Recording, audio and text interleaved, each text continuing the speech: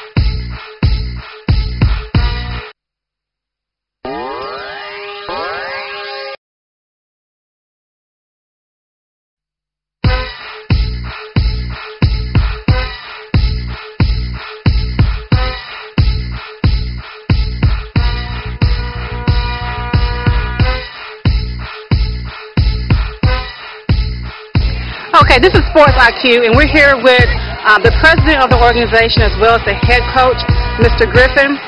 Mr. Griffin, your junior team is down 0-2 in the season. And how was the kids in practice this week? Did that get them down, or are they working hard?